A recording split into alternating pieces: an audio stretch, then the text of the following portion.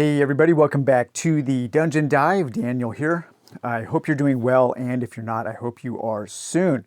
Okay, today on the video, we are taking kind of a preliminary look at Arydia, the paths we dare tread. Yes, my copy finally arrived. And of course, this is from Cody Miller at Far Off Games, the designer and publisher of Zaya, Legends of the Drift System, which is a fantastic game. And now this is the huge, epic kind of, they really are positioning this as an RPG in a box. So this is going to kind of be a hybrid unboxing. I've actually already unboxed the game and done some organizing and some setup. And I'm going to talk a little bit in this very casual video about how I am preparing to play this game, because we are getting together, me and a couple friends are getting together in a few days to have our first session. And I think this game does need some preparation. I don't think this is one of those games where you just want to open up and start playing with your group of friends, unless your group of friends has a lot of patience to learn, because man, there is a lot going on in this game. I think even with the pretty good quick start guide, you're still going to want to do some work before your first session if you plan on playing that first session with other people. One other thing, this game box is massive. I mean, just huge, huge. You can't even believe how big this game box is and how heavy it is. Maybe we'll take a look at the back of the box when we get things unpacked here. But one thing is, this isn't one of those games that's in a box that is 2 or 3 times too big. I mean, everything, every last millimeter of this game box is full of something. And I also have a little bit of an extra setup thing in here. We'll talk a little bit about that right now. So the lid is actually about an inch or an inch and a half longer or deeper than the body of the box. So it does fit on top of things that you might have stacked on top. It's a pretty well-designed box, I would say. So here, I've already done some organizing. And this is just a box I got at, I think, Joann's. And this is a box for people who make jewelry. It's a jeweler's box, so it has all the little things in here that you might keep your little jewels and things in. And I have that used here to keep track of the chits. There aren't a lot of chits in this game, and that's one thing that I appreciate. I think we'll also see, once we get everything out, the game is missing one thing that I'm really happy isn't here. And once we get everything unboxed, see if you guys can guess what I'm happy isn't included. But these are basically all. There are some hidden cardboard chits that you will unlock later, but these are all the chits from the punch board. Actually, that's not true. I do have a few set off to the side, but we'll talk about these when we get to the little character tuck boxes. But the reason I think that this might be overkill for this game is because while I've been reading the quick start guide and while I've been reading the rule book, it becomes pretty apparent that you won't be using a bunch of these chits during the gameplay session. You will use them before you start playing, because a lot of this stuff is for keeping track of your character's stats. And so you won't be in and out of different chit boxes while you are playing the game. I mean, from what I can tell, there are no chips for any kind of conditions or anything like that. You know, with a game like Madara had so many chits, and you were constantly kind of juggling different chit trays while you were playing that game, trying to find the right ones to place them on the map tiles and so on. And right now, my preliminary impression is that doesn't happen a lot in this game. The main chits you will have is you will have your character portrait. So depending on what character you choose, you will slot this into your character sheet. There are a whole bunch of those. We have a whole bunch of pre-generated character names, such as Tippy or Ari, and these are double-sided. And there are also some blank ones that you can write your character name on. We have our character class little sheets here for if you're playing a human or a fae or a Slen. So each one of the different ancestries has its own little banner that you can plug into your character sheet. We have a handful of different titles that you will start with, the hungry or the plucky. We have a handful of different, these are not classes, but maybe these are classes. These are something different. So another way to distinguish your character. So we have a handful of those you'll plug in. We have a handful of starting skills. So each one of the different paths or each one of the classes will have a different starting skill. And so you will slot those into your character chart, your character sheet. And then we have some different classes for our different ancestries. And so you will slot those in. And then we have a bunch of tokens over here for keeping track of your stats, such as your endurance, dexterity, intelligence, wisdom, strength, and charisma. And so these will get slotted into your character sheet, depending on what your starting attribute is. And then as you level up, you can change those out for higher values. We have some tokens to keep track of your maximum totals for your like HP, your spell points, your magic points, and so on. And then we also have a few tokens to keep track of your character's level. So a lot of this stuff is just used at the beginning of the game while you are setting up your character. And then I suspect that, at one point during the game when you level up, then you might go into your box of chits to make changes. So this kind of storage here is probably kind of overkill for this game, but that's what I had available. That's what I had, and I might reconsider that. But here is everything else. Now, most of the stuff in Arydia, I am very happy with the quality of. I think the quality is pretty high for almost everything. There is one component that I'm not thrilled with, and those are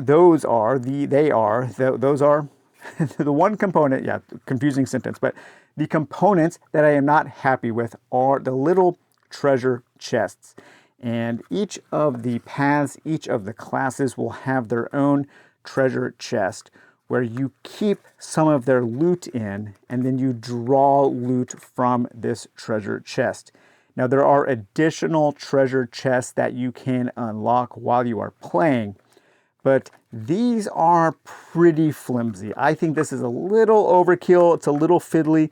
I don't imagine these lasting even a full playthrough of the campaign before they start to just kind of fall apart. I mean, already the edges are kind of getting messed up.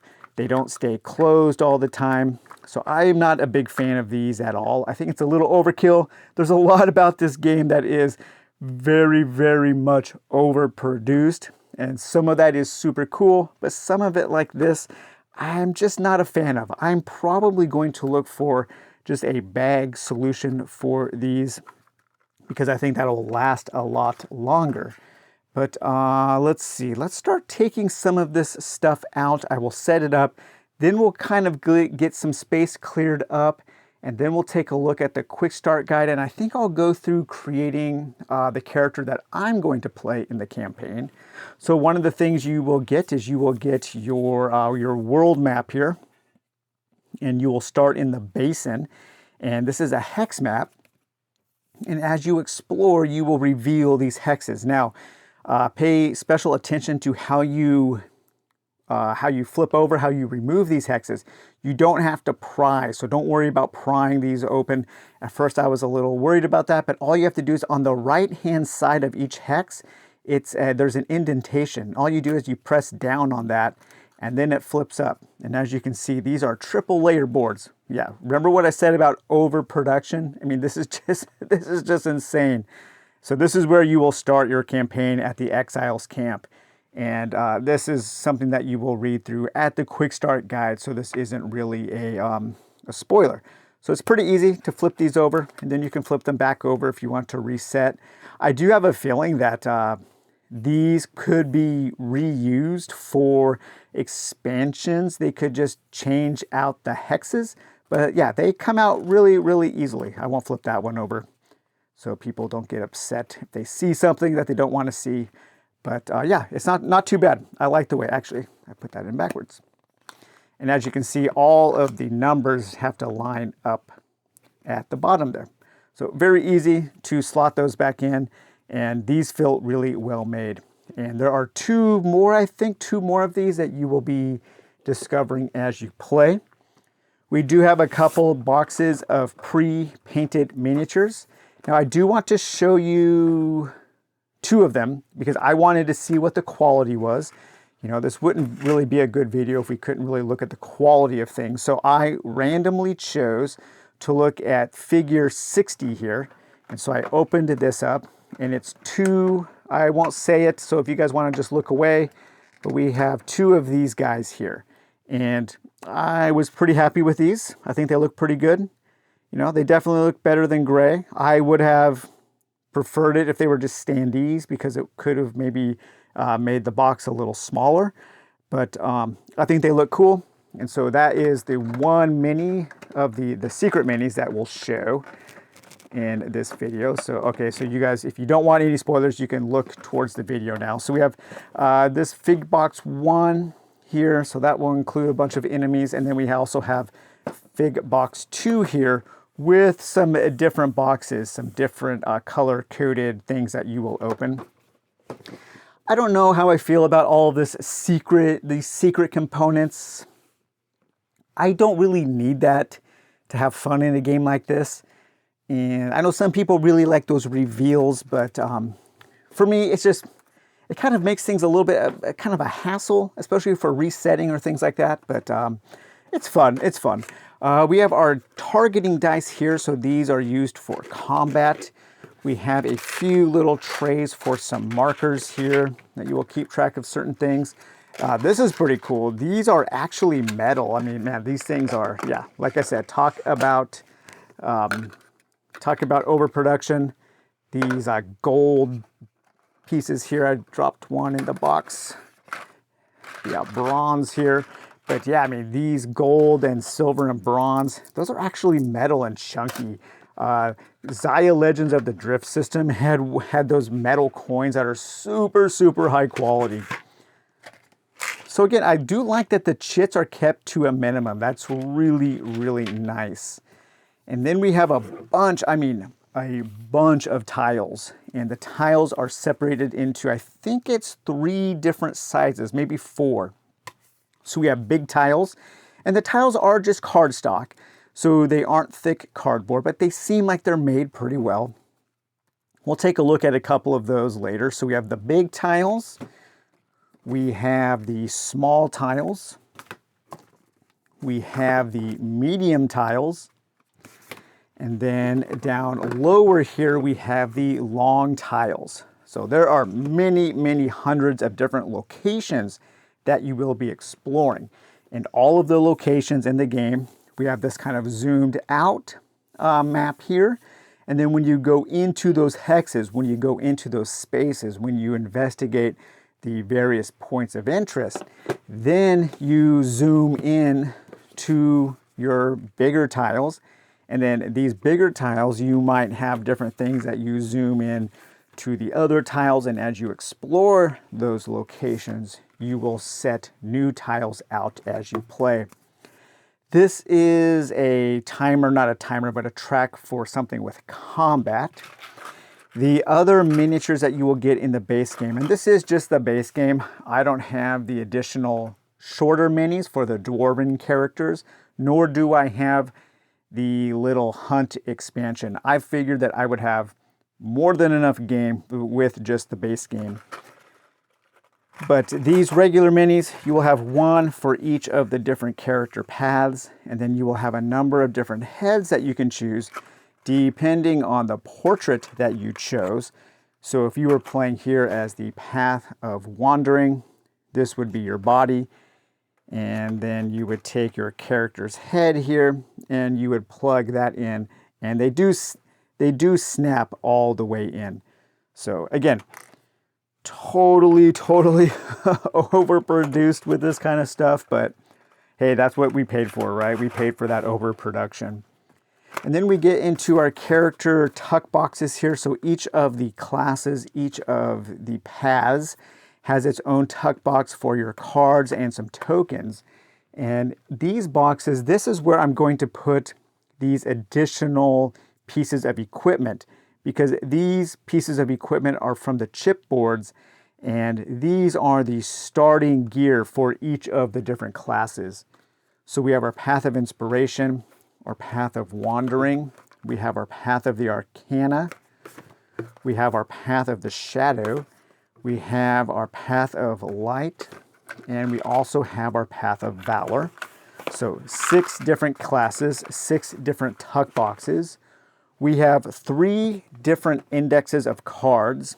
We have events, jobs, threats, parties, points of interest, NPCs, traveling, reference cards, foe cards, key cards, and your kind of day events, I believe.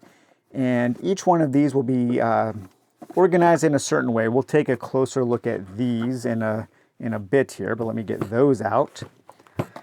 Okay, so as you can see, yeah, this box is just jammed full of stuff. And here we have our large character sheets. And all of these character sheets are double-sided.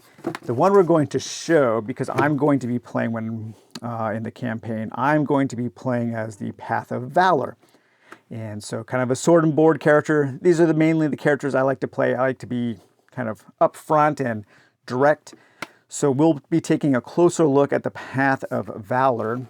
I have a strong suspicion that one of my friends is going to want to play the Path of Shadow, because they always like to play kind of a thief or a rogue. And I also have the suspicion that my other friend is going to play the Path of Wandering, because I know they like to play as archers and ranged characters. So that does mean that we will be without a magic user, but I think that should be okay. We have the Path of the Arcana. We have the Path of Light. I was thinking about the Path of Light because you guys know I do like playing as clerics and priests, but I've decided to go for the Path of Valor. Then we also have the Path of Inspiration, which is a bard. So that's kind of cool. So those are our different path character sheets. And then, like I said, we have a treasure chest for your basic treasure, your wooden treasure. And then each one of our classes has their own treasure chest that they can draw from. These are really the only component that I'm not thrilled with. They just feel really, really flimsy. And I can see them getting pretty beat up just from taking them out and storing them. Okay, so here we have box LG2. I believe this is more treasure chests. I'm going to take a look just off. Yeah, so this is more treasure chests. There we go, real quick look. So these are things, as you unlock more treasure, you will have the opportunity to draw more loot. And this contains a lot of the loot that you will be unlocking. Here we have our dossier. Our dossier is a bunch of new chits. So this is where you might start coming into some different chits that you need to store. It looks like we have some different hexes for your hex maps. Looks like that might be some items, maybe some titles and some different class signifiers there, possibly some different skills. So these are all things that you will unlock at certain points. Now, I'm not exactly sure how to get these out without damaging. It looks like it looks like they come off pretty easily here. So if you just kind of give a quick bend, it looks like those do punch out pretty easily. So I was a little worried. Actually, if you just kind of press them from the back is cut out. Again, this thing is all very, very thoughtful. If you just kind of press the back, it does open up. So I did want to show how you open those without damaging them. And it does seem pretty easy. So I'm not having to put hardly any force on any of these. So I think that these will be well protected within those trays in the dossier. And then to reset your game, they call this a green legacy game. To reset, you can just put everything back in. And then if you slide these all back into the holder there, everything should stay in order. So pretty nice, pretty nice. And then finally, we have one more big box. This contains the other land maps, the other overland maps that you will be exploring. And I believe there are 2 more. Okay, so that's everything. The box is now empty. Now we can turn this over and actually take a look at the back of the box. So yeah, that's a That's a beautiful box there. Again, just very thoughtful. My box was damaged just a little bit in shipping, but I'm surprised that's the only damage that it took, because a lot of times boxes this big do get pretty damaged in shipping. But this says that Arydia is a comprehensive role-playing adventure in a box. You and up to 3 friends take on the role of exiles trying to return home, explore a fantasy world alive with characters, secrets, monsters, and magic. Create a character, explore an open world. The combat does look pretty involved in this game. There's a lot going on tactically. And so the combat is one thing that I do want to learn and practice before my buddies come over on Saturday. Of course, you can level up, you can get loot. We have handcrafted locations. There is role-playing, pre-painted miniatures, and easy setup. And I think everything is well organized. That kind of promise of it being an easy game to set up, an easy game to save, to store back in the box, and to get reset up. I think that is true. So far, I am believing that claim that Cody has made with Arydia. So let's now take a closer look at the quick start guide, and then we'll also kind of take a look at creating a character, and I'm going to create my warrior, my path of valor. So we'll be right back. Okay, so as far as the documentation goes, I think it looks pretty good. I'm pretty impressed with it so far. We have a quick start guide, and it's kind of a tutorial that walks you through kind of your first adventure stage. There are kind of 2 different phases in play. We have an adventure phase, and that's where it's more open-ended. That's where it's more role-playing. That's when you're discovering things on the map, you're moving around, investigating points of interest, taking different actions, and then you enter into combat, and then you have your combat phase. As a matter of fact, there is a token here that you set up just to remind you of what phase of the game you're in. So when you are adventuring, this is face up. When you're in combat, the combat side is face up. So the quick start guide seems pretty cool. I love this page here. There's an overview of all of the components, a very detailed overview of all of the components. So that's really nice to see. And just in setting up and just in taking a look at things, I've already, learned some things from these 2 pages here. So very, very valuable. And then we go into character creation, and then entering your first location, what you can do in those locations, how to interact with NPCs. And there are a ton of NPCs with different ways to interact with them. There's some conversations. And oh, hey, let's step back just for a minute. So did anybody notice something that wasn't in this box? Something that a lot of campaign games have. And that is a giant campaign book. There is no huge campaign book in this game. All of the text that you read for your story and your NPC interactions, all of that is confined to a standard poker-sized playing card. And that is very good, especially for me and the group that I'm playing with, because we don't like when we have to read tons of pages of text during the middle of a game. And so I love that all of the text was confined to a card. So that means that the text has to be done with brevity. It has to be concise and to the point. So very, very nice. I was so happy to not see a giant campaign book. But it walks you through how to interact with different events. Once a tile is cleared of events and things and different pieces of cardboard, different tokens, then you can start exploring other tiles. And then it gets into a pretty detailed examination of combat. And it goes into even more details in combat with each of the different classes. Each of the different paths has its own little combat example pamphlet. And so this is where I am starting to think that this game could be pretty complex, especially on the combat here, because of all of the different steps. And it looks like it might just have a lot of examples, and the rule book is full of all kinds of examples. So I am going to play through the kind of example combat with these combat dummies at least twice before my buddies come over, so I can get a really good handle on it.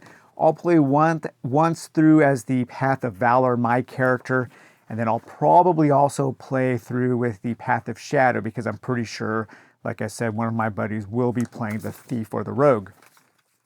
So you have a whole pamphlet here to teach combat for each one of the classes. And then in addition to the quick start guide, you also get a traditional rulebook. So don't think of this as that kind of fantasy flight system where this gets you started and then this is just an alphabetical list of the rules. That's not how it is. This is a very traditional rule book that walks you through everything from the beginning. And so to prepare for this game, I am going to read through the quick start guide, build my character using the quick start guide, play through the sample combat twice with different characters, and then read the standard rulebook, because I do get the sense from reading the quick start guide that the quick start guide does a good job of teaching you the tutorial, but maybe not so much a great job of teaching you how to play the rest of the game. And so that's where this rulebook will come in handy. There's a ton of examples in this rulebook. Everything is really well laid out. Lots of different diagrams with the titles of everything, abbreviations. So I think the rulebook, I think we're in really good hands with the documentation of Arydia. And we even have a nice index at the back here and a quick reference chart, and there are a quick reference guide, and there are also some quick reference cards. So I did mention that I did have some of the cardboard tokens that were not in my organization box, and that's because these are the starting items for each of the classes, each of the paths, and I did want to go ahead and put those in the boxes with their starting gear. So let me see here. We've got these symbols here, very similar, and very similar color too. Want to make sure I don't get those mixed up. Yeah, I did. So there's the Gambison there. Okay, so we have the Path of Valor. The Path of Valor is this square icon there, and I believe that is here. So my character will start with a practice Gambison, a practice shield, a practice spear, and sword. So I did unbox everything. So when you open up your character's tuck box at the beginning of the game, you will have a little information card here that has an overview of their skill trees. And then you will have some basic skill cards here to keep track of everything that you have learned. Each of the characters has their own color-coded D20, along with some wooden tokens that you will use to keep track of different types of movement and stuff on your character's like stamina, that kind of thing. So we'll put the cards back in here. We will put our gear in there. We will put our D20. And then I will throw in the wooden chips. And then we can close that up. And so now everything that we have for the Path of Valor is in that tuck box. And so when you open up one of these for the first time, you will see that everything is kind of, the cards are in shrink wrap and the tokens are in a little plastic pouch there. And so let's see, this is the Path of Light. So the Path of Light will start with a focus, a staff, a Gambison, and a practice kit. Okay, so that's all of our character tuck boxes. Let's put those to the side. So I've got all of those organized, very easy to set up now, because one of the cool things about the game is in the rulebook, it talks about saving, it talks about resetting, it talks about your green legacy, how to reset the game after you're done to start over, how to save and load the game. And it also talks about dropping in and dropping out. So the game is designed for different players to drop in and drop out while you're playing the campaign. If you start with 3 characters, you don't have to continue with 3 characters. If you start with 4, you don't have to continue with 4. As players drop in and out, they will still level up because everybody who's playing levels up at the same time. That's just easier to keep things going, to keep progression going, and to keep it possible to drop in and drop out without having to do anything fancy for any kind of balancing. So very, very cool. So, you know, if you start a game with 4 and one of your characters starts as the Path of Inspiration, but later on they decide that they want to change to the Path of Arcana, you can quickly change over to a completely new character and then level them up before the next game so that they can jump right in. I think that is super cool. That's very, very thoughtful. That's a good word to think about when thinking about Arydia, as everything does seem very thoughtful. And speaking of thoughtful, let's take a look here at our character packs. So we have our Path of Valor. On the back side here, we have a detailed diagram of what everything means and how to set up your character sheets here. So let's open these up. And here we have our basic character. So we will put our portrait here. We have our name, our title, our character, and our path rank, our level. Here's where we keep track of our XP. We have our character skill. We have our inventory, marker cubes, our different skills, 1, 2, 3, 4, 5 path skills, and 1 character skill. Here's where we'll keep track of all of our attributes: strength, dexterity, intelligence, wisdom, charisma, and endurance. Here's where we will keep track of our gold. And then here we have our paper doll. Man, this is so cool here.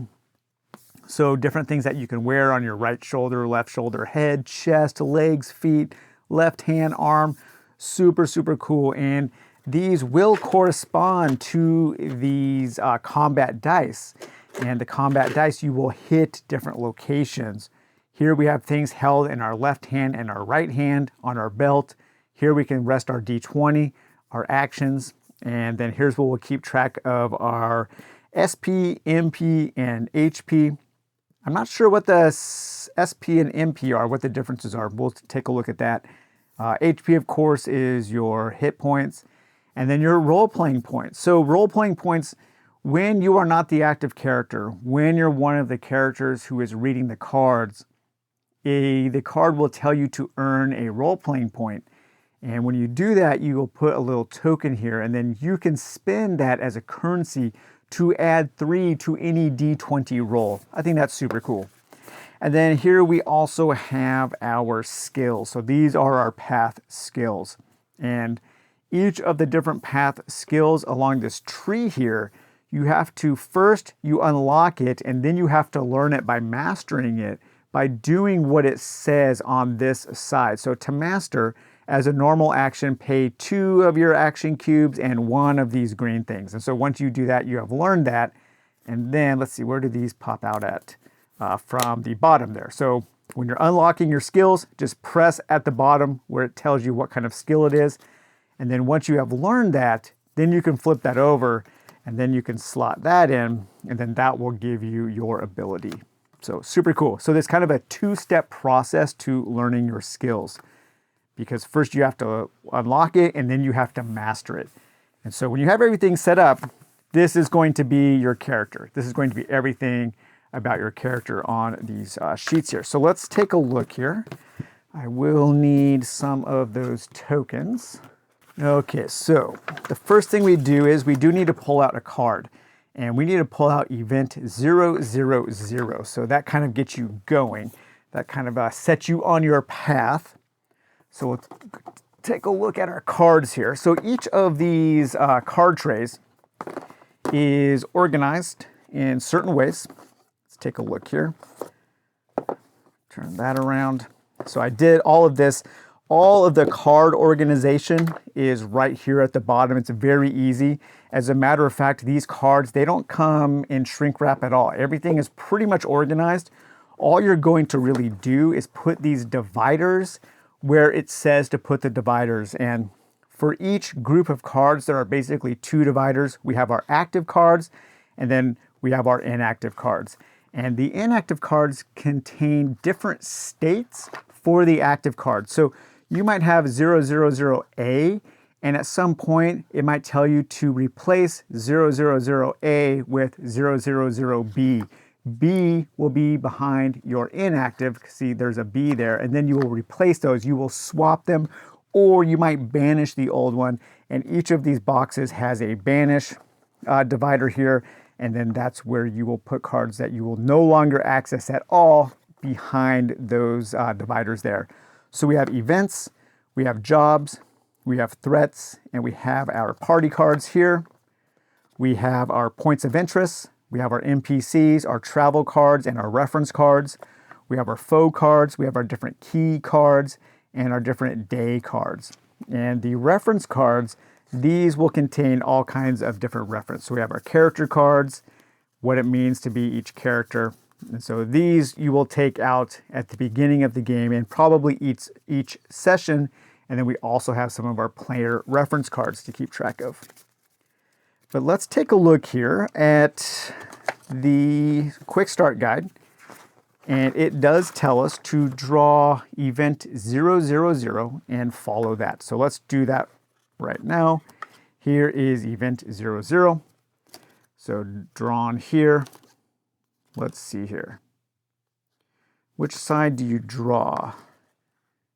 Looks like you do that side there. Okay. The paths we dare tread. The words echo in your mind. You blink back, sleep, as dawn pours into your threadbare tent. Exile isn't nearly as romantic as it sounds. Today is the great thaw. The hunt should start soon. With a little luck, your training will pay off, and you'll be home before harvest. The last 2 weeks have been grueling, but your mind and body have begun to toughen. You affix the brass pin to your chest and think about the path you've chosen. Each player now chooses a path and creates a character. See the quick start guide. Once each player has finished, flip this card. Okay, so that sets us off on our journey. So I have chosen to play the Path of Valor. And so let's see what we do with our Path of Valor here. Collect each path card from its tuck box, read each description, and choose a path, taking the matching slipcase and tuck box. Okay, so we do have our main information card here. And here is our main information card for our Path of Valor. These hardy combatants are no strangers to battle, having lived their lives in pursuit of perfecting their martial prowess and tactics. A single shout from a warrior can turn the tide of battle. With the shield in hand and armor on their backs, warriors excel at being in the center of combat. So we have our weapons, sword and spear. Our shield, warriors can absorb damage. A shout, we have powerful shouts that alter the course of battle.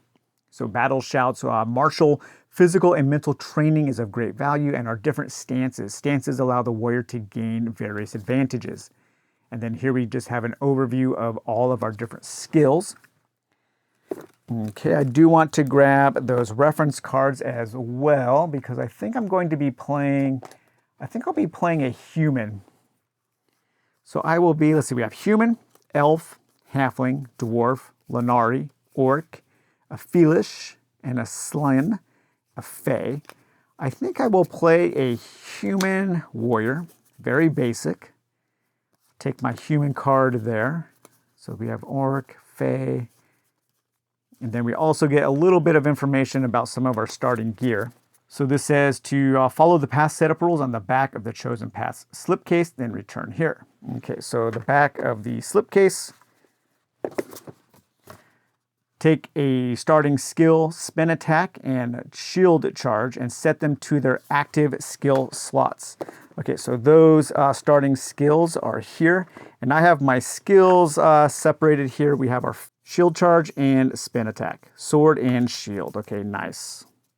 And those are set to our active because as you can see, to master these are starting skills. So you don't have to master them. You automatically know these. So we can flip those over here. And so we have our shield charge, we'll slot that in, and we have our spin attack. All right, so I will slot that in there. Okay, so we did that. And now equip the starting path items as shown. So it shows you how to lay out your initial items here. So in our left hand here, we do have, or in our sword hand, we do have a sword. So let's go ahead and put our sword over here. So these get slotted in there.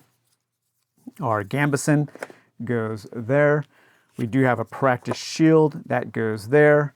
Our spear goes into our inventory, and it looks like that takes up 2 slots in our inventory. And then this character also does start with a couple tokens, and those are shield tokens. So place a shield token between your left shoulder, arm, and okay, so we place a shield token there. So that is our shield token. I'm not quite sure what that does, but it shows that there. And then we'll place all of our tokens. You know, if I was actually playing and setting up, I would place our tokens and our die. Man, that slots in really, really nicely. God, that's so cool. Okay, place your shield, place 14 markers, place a D20, place your 2 normal action tokens. Okay, so we got that. Path setup is complete. Return to step 4 of the character creation in the quick start guide. Very, very handy. That's super, super cool. Okay, so step 4 now. So we've set up our path. Now I probably will set up our ancestry. So get the character cards from the reference and the index. We already did that. Choose a character card and take the matching character portrait, character token, and character skill. Place, okay, so we'll place that. So I am playing as a human. So the human, we have different, 2 different portraits to choose from. I think I will be a female warrior. Okay, so we'll use that. And I will slot that into our portrait slot there. Okay, here we have our human. Humans can be found in every corner of Arydia.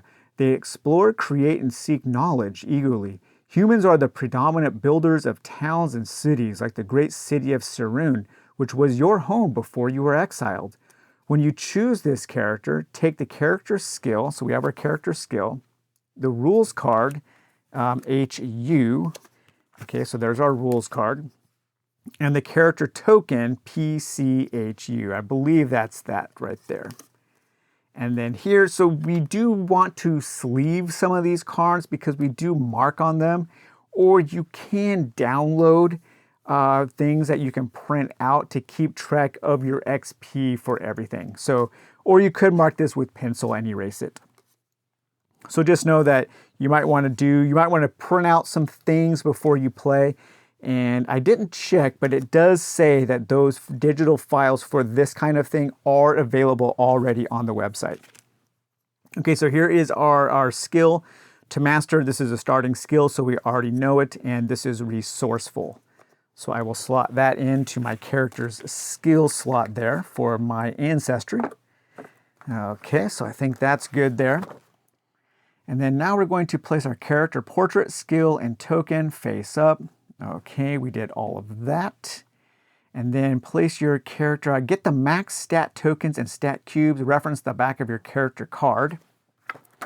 Okay, reference the back of your character card for your max stats.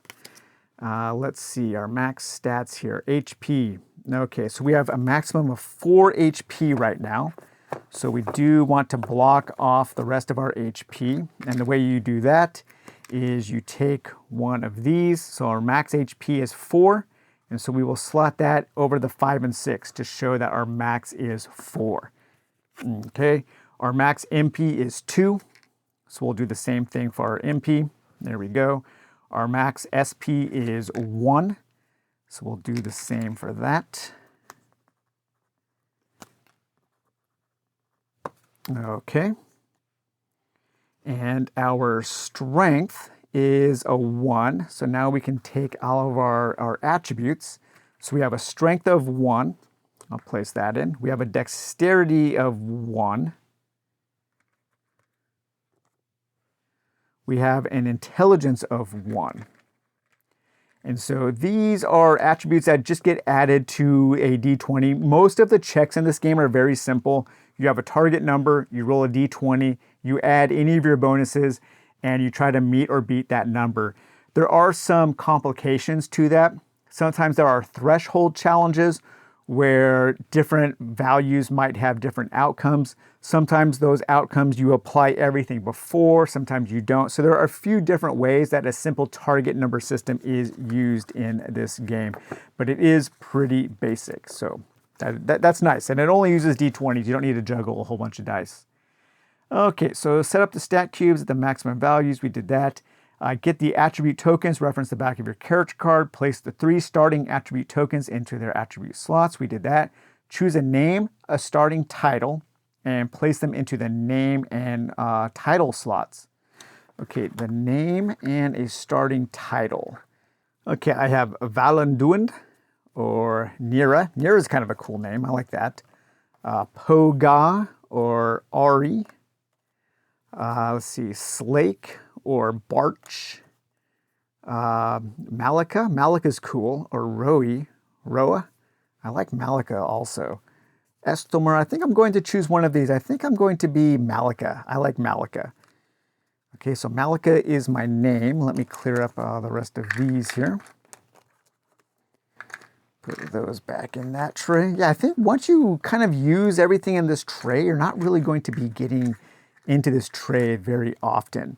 We have a starting title here. So we have the plucky, the hungry, the gruff, the nervous, the silent, or the clumsy. I think I'm going to be plucky. So Malika the plucky. Okay, let me put these back here. My character here, so we have these are, let's see, Ruffian, Scout. So these are our titles: Inspiration, Shadow, Arcana, Ruffian. So Path of Valor at level 0. I am a Ruffian, that's my path rank. And then finally for our character, I am playing a human. So I will take my human placard out here. Okay, so there is my character. There's my portrait. I am Malika, the plucky human ruffian. I am resourceful. I have a shield charge and a spin attack. I have a strength of 1, a dex of 1, and intelligence of 1, wisdom, charisma, and endurance at 0. I don't have any of these skills unlocked. I do have this gear here, my practice gambeson, my practice shield, my practice sword, and I also have my shield token. And in my inventory here, I do have my practice spear. So basically my character is created. So now I'm ready to go, and I can slot all of this back into the tuck box. You do have that weird issue with tuck boxes where the tucked lid, the tucked little lip does get caught on things. So you always have to put that side in first. So just know that. But there we go. And that's really tight. That's not going anywhere. Man, that is super cool. That makes this kind of thing so much easier. And then in my tuck box here, I do have how to use my sword, how to use my shield, my spear. There's my spin attack, and there is my shield charge. And so this is all of the information that I will need for combat when I'm using these cards. And on the back here, we do have also an FAQ devoted to each one of these cards. So cool. Again, so thoughtful. I think this is, yeah, thoughtful is kind of the key word here. I will take my human card for being resourceful, my character, my Path of Valor card, and my character card. I will take all of those and put those in my tuck box. Put my cubes back in here.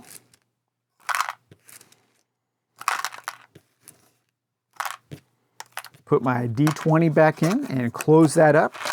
And now I am all ready. Actually, what I didn't do is make my little mini here. So let's grab my Path of Valor mini. So here we have my sword and board. And then we have our human head that I used, which was this character here. So let me just slot in my head here, push that all the way down. It kind of clicks. And there we go. There's my mini. Everything is ready to go. I am ready to learn the game. Let's go back to our card here. Each player now chooses a path and creates a character. So we've done that. Let's flip this over. Each year, emissaries are dispatched to a chosen region, distributing wooden coins to the local inhabitants. These coins are called squilla, or squills.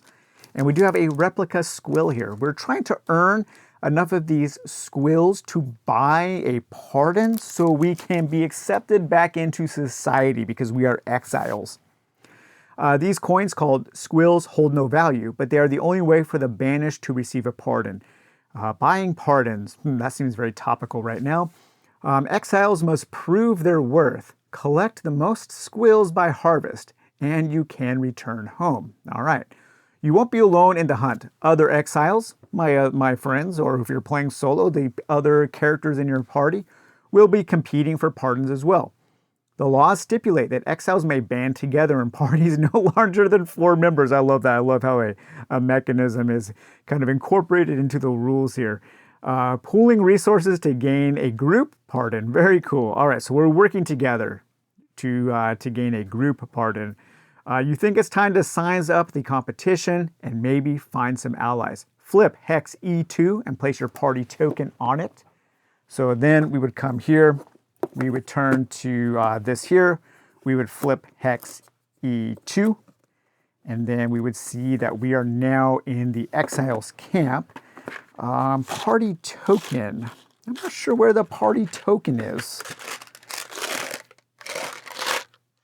Party token. Where is the party token? It's a metal token. So it's a gray, kind of a gray hexagon. There it is. Okay. Maybe that would have been nice if that was maybe a different color. But here is our party token. And so, man, nice and chunky. Listen to that drop. So that goes there. And then if we take a look here at that hex, it tells you what to set up. And so we are going to set up big 0. Big 0. So let's find big 0 real quick. And so those are all of the map tiles. And so we have long, L and G, we have medium, we have small, and we have big. And man, look at all of those. Just an absolute ton of different places you are going to be exploring and discovering. I think that is super cool. That sounds like a lot of fun to me.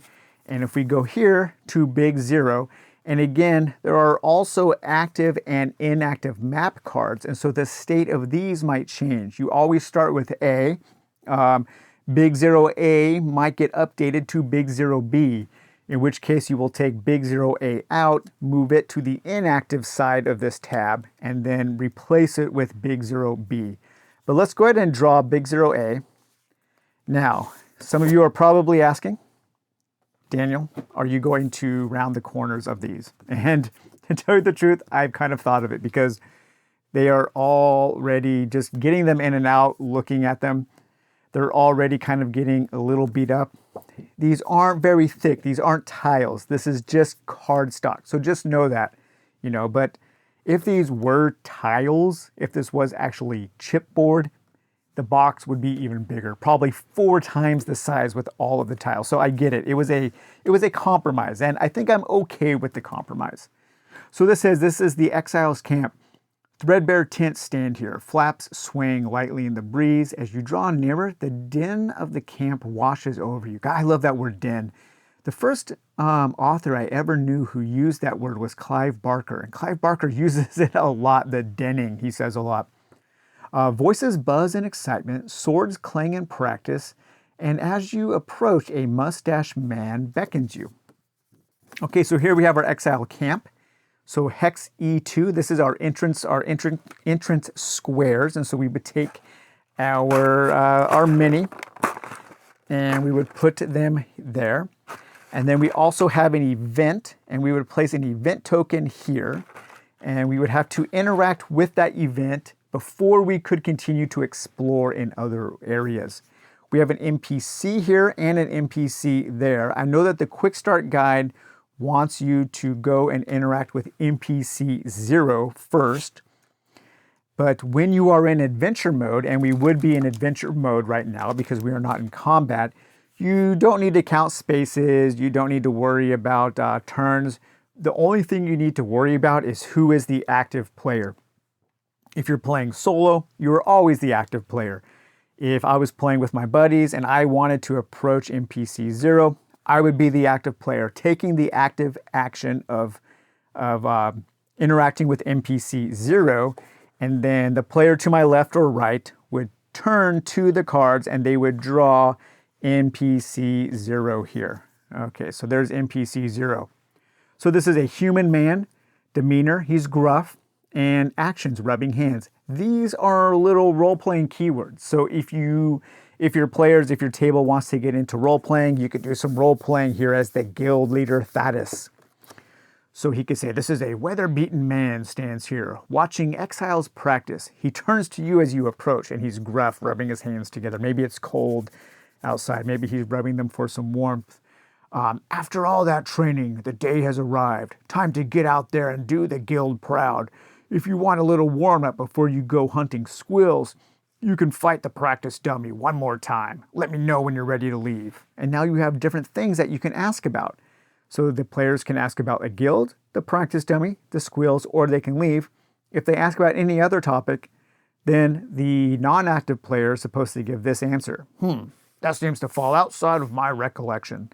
Let's ask about the guild. We'll turn that over. Look at the guild. The guild was established as a means for exiles to prove their value, in order that they might earn a pardon and return home. To this end, guild members work hard for the locals, who give them squills. So it sounds like we're going to be going out, taking on lots of jobs, lots of different side quests. As a matter of fact, there's a whole deck of cards for different types of side jobs at different points of interest. And yeah, I like how the setup is just, hey, you know what? You guys need to go out into this world and explore, do side quests, do jobs for various people that you will meet in order to get those squills. And it makes it sound to me like there's not going to be a huge kind of driving story. The story will be in your exploration. It feels more like a sandbox campaign. And that gets me really excited to play this game, as does all of the cool stuff. So this video is a little weird, kind of different for a dungeon dive, but I hope you guys enjoyed it. This is just kind of me getting prepped to play, getting excited to play. And I didn't really show any spoilers because this is all stuff that you will learn during your first game here. I am going to reset these, and everything does seem pretty easy to manage. And yeah, I am very much looking forward to playing Arydia. This has been a long time coming, and I'm very, very excited for what I've seen so far. So, all right, guys. Well, hope you enjoyed this video. We will talk to you later. Bye-bye.